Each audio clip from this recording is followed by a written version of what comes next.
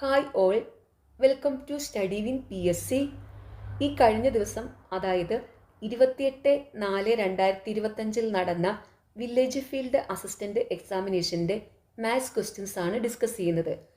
First question: ഒരു ത്രികോണത്തിലെ കോണുകൾ 5:3:4 എന്ന അംശബന്ധത്തിലായാൽ ത്രികോണത്തിലെ ചെറിയ കോൺ എത്ര? സൊല്യൂഷൻ: ഇവിടെ ത്രികോണത്തിലെ ചെറിയ കോൺ എത്രയെന്നാണ് കണ്ടുപിടിക്കേണ്ടത്. ത്രികോണത്തിലെ കോണുകളുടെ റേഷ്യോ തന്നിട്ടുണ്ട് 5:3:4. ഇതിനെ റേഷ്യോ ആയതുകൊണ്ട് ഇതിനെ 5x 3x 4x എന്നെടുക്കുക. ഒരു ത്രികോണത്തിലെ കോണുകളുടെ ആകെ തുക 180 ഡിഗ്രിയാണ്. അപ്പോൾ ഇവിടെ 5x + 3x + 4x = 180 ഡിഗ്രി ആയിരിക്കും. ഇതിൽ നിന്ന് എക്സിൻ്റെ വാല്യൂ കണ്ടുപിടിക്കാം. അപ്പോൾ ഇവിടെ 5x + 3x + 4x 5 3 8 4 12. 12x = 180 degree.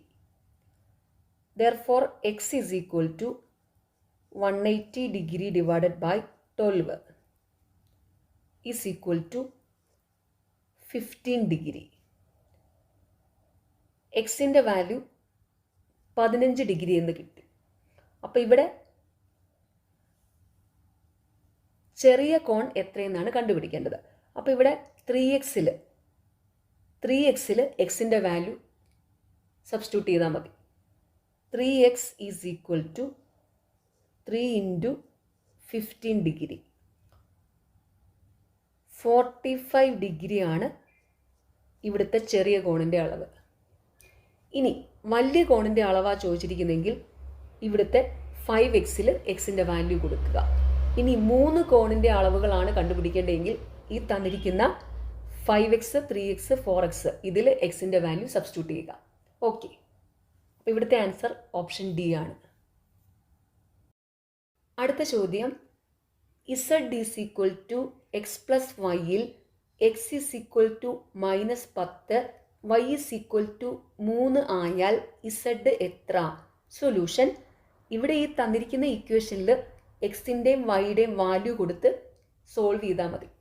അപ്പോൾ ഇവിടെ z = x + y. x -10 + y 3 = ഇവിടെ -10നോട് 3 ആഡ് ചെയ്യേണ്ടത്. അതായത് നെഗറ്റീവ് സംഖ്യയും പോസിറ്റീവ് സംഖ്യയാണ് ഇവിടെ ആഡ് ചെയ്യുന്നത്. അപ്പോൾ ഒരു നെഗറ്റീവ് സംഖ്യയും പോസിറ്റീവ് സംഖ്യയും ആഡ് ചെയ്യാനായിട്ട് ചെയ്യേണ്ടത് വലിയ സംഖ്യയിൽ നിന്ന് ചെറിയ സംഖ്യ കുറച്ചിട്ട് വലിയ സംഖ്യയുടെ സൈൻ ഇട്ട് കൊടുക്കുക. അപ്പോൾ ഇവിടെ 10 - 3 7. വലിയ സംഖ്യയുടെ സൈൻ, വലിയ സംഖ്യ ഇവിടെ 10 ആണ്. 10ൻ്റെ സൈൻ നെഗറ്റീവാണ്. അപ്പോൾ ഇത് -7 എന്ന് വരും. അപ്പോൾ ഇതിൻ്റെ ഉത്തരം -7 ആണ്. Answer option B, -7. അടുത്ത ചോദ്യം: കൂട്ടത്തിൽ പെടാത്തത് ഏത്? 12 48 24 16. സൊല്യൂഷൻ: കൂട്ടത്തിൽ പെടാത്തത് അല്ലെങ്കിൽ ഒറ്റയാൻ, ഇത് കണ്ടുപിടിക്കാനായിട്ടുള്ള കോൺസെപ്റ്റ് ഇതാണ്. തന്നിരിക്കുന്നതിൽ ഒരെണ്ണം ഒഴികെ ബാക്കിയുള്ള എല്ലാത്തിനും ഒരു പൊതുവായ പ്രത്യേകത ഉണ്ടായിരിക്കും. അതിൽ നിന്ന് വ്യത്യാസമായി നിൽക്കുന്നതായിരിക്കും ഒറ്റയാൻ അല്ലെങ്കിൽ കൂട്ടത്തിൽ പെടാത്തത്. അപ്പോൾ ഇവിടെ 4 സംഖ്യകൾ തന്നിട്ടുണ്ട്. 3 എണ്ണത്തിന് പൊതുവായ ഒരു പ്രത്യേകത കാണും, ഒരെണ്ണം അതിൽ നിന്ന് വ്യത്യാസമായിരിക്കും. അപ്പോൾ ഇവിടെ 12 48 24 ഈ 3 സംഖ്യകളും 4ൻ്റെയും 3ൻ്റെയും മൾട്ടിപ്പിൾ ആണ്. 16 4ൻ്റെ മൾട്ടിപ്പിൾ ആണ്, പക്ഷെ 3ൻ്റെ മൾട്ടിപ്പിൾ അല്ല. അപ്പോൾ ഇവിടെ 16 ആണ് ഒറ്റയാൻ. Answer option D. അടുത്ത ചോദ്യം: 6ൻ്റെ ആദ്യ 6 ഗുണിതങ്ങളുടെ മാധ്യം എത്ര? സൊല്യൂഷൻ: മാധ്യം എന്ന് വെച്ചാൽ ആവറേജ് തന്നെയാണ്. അപ്പോൾ ഇവിടെ 6ൻ്റെ ആദ്യ 6 ഗുണിതങ്ങളുടെ മാധ്യമാണ് കണ്ടുപിടിക്കേണ്ടത്. 6ൻ്റെ ആദ്യ 6 ഗുണിതങ്ങളാണ്. 6, 12, 18, 24, 30, 36. ഈ സംഖ്യകളുടെ ആവറേജ് കണ്ടുപിടിച്ചാൽ മതി. അതായിരിക്കും മാധ്യം. മാധ്യം ഈസ് ഈക്വൽ ടു ആവറേജ് കണ്ടുപിടിക്കാനായിട്ട് തന്നിരിക്കുന്ന സംഖ്യകളെ ആഡ് ചെയ്യുക, അതിനെ തന്നിരിക്കുന്ന സംഖ്യകളുടെ എണ്ണം കൊണ്ട് ഹരിക്കുക. അപ്പോൾ ഇവിടെ 6 plus 12 plus 18 plus 24 plus 30 plus 36 divided by ഇവിടെ 6 സംഖ്യകളാണ് ഉള്ളത്. അപ്പോൾ ഇതിനെ 6 കൊണ്ട് ഡിവൈഡ് ചെയ്യുക.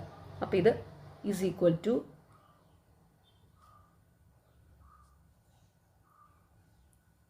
ഇതെല്ലാം കൂടെ ആഡ് ചെയ്യുമ്പം 126 എന്ന് കിട്ടും. 126 ഡിവൈഡഡ് ബൈ 6 21 മാധ്യം. അപ്പോൾ ഈ തന്നിരിക്കുന്ന ഓപ്ഷനിൽ 21 എന്നൊരു ആൻസർ ഇല്ല. പ്രൊവിഷണൽ ആൻസർ കീയിൽ ഇവർ കൊടുത്തിരിക്കുന്നത് 19.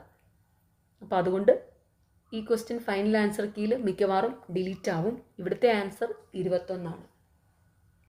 അടുത്ത ചോദ്യം, 40 മീറ്റർ നീളവും 30 മീറ്റർ വീതിയുമുള്ള ഒരു ചതുരത്തിൻ്റെ ചുറ്റളവ് ഒരു സമചതുരത്തിൻ്റെ ചുറ്റളവിനോട് തുല്യമായാൽ ആ സമചതുരത്തിൻ്റെ വശം എത്രയായിരിക്കും? സൊല്യൂഷൻ.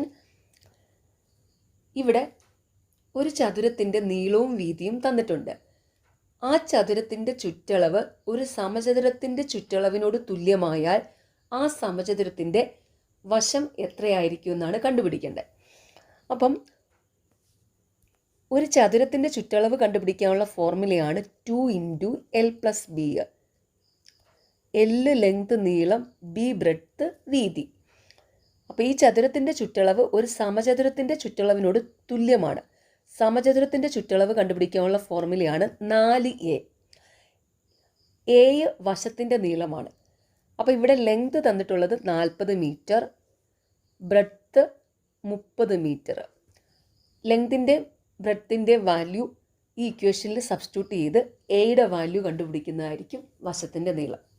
ഓക്കെ, അപ്പോൾ 2 × 40 + 30 ഈസ് ഈക്വൽ ടു 4A.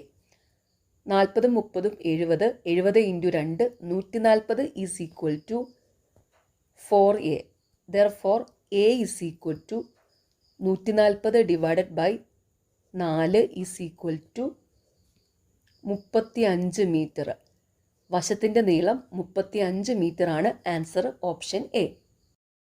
അടുത്ത ചോദ്യം, ഒരു വരിയിൽ അരുൺ മുന്നിൽ നിന്ന് 4-മതും പിന്നിൽ നിന്ന് 20-മതും ആയാൽ ആ വരിയിൽ ആകെ എത്ര പേരുണ്ട്? സൊല്യൂഷൻ. ഇവിടെ അരുൺ മുന്നിൽ നിന്ന് 4-മതും പിന്നിൽ നിന്ന് 20-മതും ആയാൽ ആ വരിയിലെ ആകെ ആളുകളുടെ എണ്ണമാണ് കണ്ടുപിടിക്കേണ്ടത്. അപ്പോൾ ഇവിടെ മുന്നിൽ നിന്നും പിന്നിൽ നിന്നും ഉള്ള പൊസിഷൻസ് ആണ് തന്നിരിക്കുന്നത്. മുന്നിൽ പിന്നിൽ ഇത് 2 ഓപ്പോസിറ്റ് ഡയറക്ഷൻസ് ആണ്. ഇങ്ങനെ 2 ഓപ്പോസിറ്റ് ഡയറക്ഷനിലുള്ള പൊസിഷൻസ് തന്നിട്ട് ടോട്ടൽ കണ്ടുപിടിക്കാൻ പറഞ്ഞാൽ ഈ 2 ഓപ്പോസിറ്റ് ഡയറക്ഷനിലെ പൊസിഷൻസ് തമ്മിൽ ആഡ് ചെയ്യുക, അതിൽ നിന്ന് 1 സബ്ട്രാക്ട് ചെയ്യുക. അതൊരു ഫോർമുലയായിട്ട് പറയുമ്പം 2 ഓപ്പോസിറ്റ് ഡയറക്ഷനിലുള്ള പൊസിഷൻസ് എമ്മും എന്നും ആണെങ്കിൽ total T is equal to M + N-1 ആയിരിക്കും. അപ്പോൾ ഇവിടെ total T is equal to മുന്നിൽ നിന്ന് 4-മത് 4 പ്ലസ് പിന്നിൽ നിന്ന് 20-മത് 4 + 20 - 1 ഈസ് ഈക്വൽ ടു 23 വരിയിലെ ആകെ ആളുകളുടെ എണ്ണം. Answer option C. അടുത്ത ചോദ്യം, 18 - 6 / 3 × 4 ഈസ് ഈക്വൽ ടു എത്ര? സൊല്യൂഷൻ. ഇത് സോൾവ് ചെയ്യണം. കാൽക്കുലേഷൻസ് എല്ലാം സോൾവ് ചെയ്യേണ്ടത് ബോഡ്മാസ് റൂൾ വെച്ചിട്ടാണ്. BODMAS, bracket of division, multiplication, addition, subtraction. അതായത് ബ്രാക്കറ്റിൽ എന്തെങ്കിലും കാൽക്കുലേഷൻ ഉണ്ടെങ്കിൽ അതാദ്യം ചെയ്യണം. എല്ലാ കാൽക്കുലേഷൻസും ചെയ്യേണ്ടത് ആദ്യം ഡിവിഷൻ ചെയ്യണം, പിന്നെ മൾട്ടിപ്ലിക്കേഷൻ, പിന്നെ അഡീഷൻ, പിന്നെ സബ്ട്രാക്ഷൻ. ഈ ഒരു ഓർഡറിലായിരിക്കണം. അപ്പോൾ ഇവിടെ തന്നിട്ടുള്ളത് 18 - 6 / 3 × 4. അപ്പോൾ ഇവിടെ ആദ്യം ചെയ്യേണ്ടത് ഡിവിഷനാണ്. 6/3 2. അപ്പോൾ ഇത് 18 - 2 × 4 എന്ന് വരും. ഇനി ചെയ്യേണ്ടത് ഇവിടെ മൾട്ടിപ്ലിക്കേഷനാണ്. അപ്പോൾ 2 × 4 8 വരും. അപ്പോൾ ഇത് 18 - 8. ഇനി ഇവിടെ ഉള്ളത് സബ്ട്രാക്ഷനാണ്. 18 - 8 10 ഇവിടുത്തെ ആൻസർ, ഓപ്ഷൻ എ. അടുത്ത ചോദ്യം, -2/3 cube into 3/5 square is equal to എത്ര? സൊല്യൂഷൻ. ഇത് സോൾവ് ചെയ്യണം. അപ്പോൾ ഇവിടെ -2/3 cube into 3/5 square is equal to -2 cube -8 by 3 cube 27 into 3 square 9 5 square 25 is equal to 9 3 27. അപ്പോൾ ഇത് -8 ഡിവൈഡഡ് ബൈ 3 × 25 75 -8/75 ആണ് ആൻസർ, ഓപ്ഷൻ സി. അടുത്ത ചോദ്യം, 53.6 എന്ന സംഖ്യ 72.29 എത്ര കുറവാണ്? സൊല്യൂഷൻ. ഇങ്ങനെ ഒരു സംഖ്യ മറ്റൊരു സംഖ്യയേക്കാൾ എത്ര കുറവാണ്, അല്ലെങ്കിൽ ഒരു സംഖ്യ മറ്റൊരു സംഖ്യയേക്കാൾ എത്ര കൂടുതലാണ്, ഇങ്ങനെ ചോദിക്കുന്ന ചോദ്യങ്ങളുടെ ഉത്തരം ആ തന്നിരിക്കുന്ന സംഖ്യകളുടെ ഡിഫറൻസ് ആയിരിക്കും. അതായത് വലുതിൽ നിന്ന് ചെറുതങ്ങ് കുറയ്ക്കുക, അത്രയേ ഉള്ളൂ. അപ്പോൾ ഇവിടെ 53.6 എന്ന സംഖ്യ 72.29 എത്ര കുറവാണെന്നാണ് ചോദ്യം. അപ്പോൾ അതിൻ്റെ ഉത്തരം 72.29 നിന്ന് 53.6 സബ്ട്രാക്ട് ചെയ്യുക. 72.29 മൈനസ് 53.6 9 6 6 12 പോയിൻറ്റ്